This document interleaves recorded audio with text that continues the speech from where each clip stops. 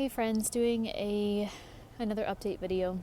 In my last one, I kind of went over all the things I'm still experiencing, and I think treatments that I was using or changes that I had made.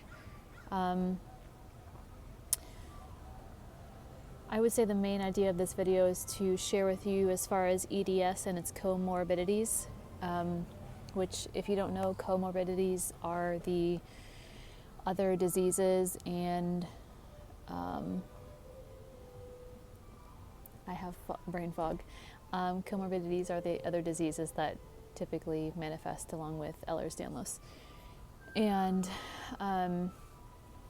the symptoms that had become markedly worse being the autoimmune symptoms, really bad endometriosis and menstrual cycles and adenomyosis, have kind of come to a head, and I just wanted to share the road that I'm about to go down.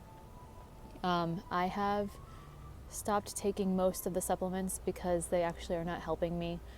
The things that I take now are pretty much a malabsorption shake powder, if you will, by Metagenics, and a mixture of just immune, like raw immune things like ashwagandha and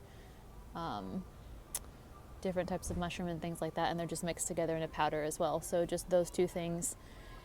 I also started the Amavig injection for migraines because I have been having 2 to 3 migraines each week, which means that every day I wasn't having an active migraine, I was either about to have one or recovering from one.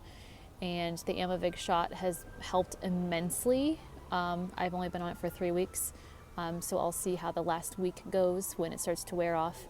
The thing that is noticeable and very bothersome is it's extremely constipating, like super, so that is problematic. But so I take the Immune Boost powder and the Metagenics malabsorption shake, and the Amavig shot, and then I am also taking Mestinin, or I think there's a generic brand name called like Pyrostigmate or something like that, and I was taking it from my neurologist as a test to see whether I had Myasthenia Gravis, which is another comorbidity that can present with Ehlers-Danlos. And it basically is autoimmune in nature. So I've been on test treatments of Mestinon from that, 90 milligrams 3 times per day. When I'm on it, when it's actively in my system, it only lasts about 3 hours per dose for me. I'm more functional, but once it wears off, I'm pretty much back to extreme like bedbound fatigue. So the one thing that tipped me off that I had myasthenia is that the side of my mouth was starting to droop and the side of my eyes was starting to droop. I don't know if you noticed in some of the videos, you can actually see the side of my mouth doing it and my eye, and I kind of started to notice over time that was happening, but myasthenia apparently is very rare, so no one had tested or treated me for it. So yeah, and as far as the endometriosis and the adenomyosis and the very painful menstrual cycles, after consulting with a number of holistic physicians and Western physicians, they all are pointing me towards a hysterectomy. I'm going to choose to keep my ovaries in, but the endometriosis can grow back after that, even if I have removed the existing pockets of tissue and my uterus, because the ovaries will still be releasing estrogen, which feeds the tissue to grow back or grow in different spots. So to manage that portion, I will be seeing a naturopathic doctor to work with possibly doing bioidentical hormones.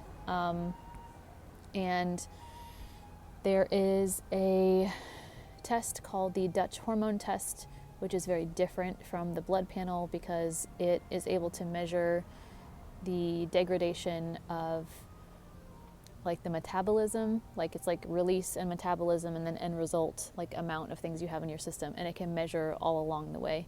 So even though I might be estrogen dominant, there might be an issue with my breakdown of progesterone. So the way they treat it basically is different. So I am going to be using Dr. Kelly Hahn in San Francisco for those hormones, hopefully. The other procedures will be done by specialists in Birmingham, and I'm just trying to coordinate all of my care across the board. I've actually had generally pretty good experiences with getting care in a southern state as in comparison to California. Oh, see, there it goes. With myasthenia, I was having this all the time, but I didn't know what it was. Like I have rolling tremors. So like my tongue will start tremoring and my like muscle in my arm or just wherever. The other day I had it pulling down my face. I wasn't on the medicine at the time. And so I became super symptomatic. So yeah, that's just an update for people that are curious and following. Yeah.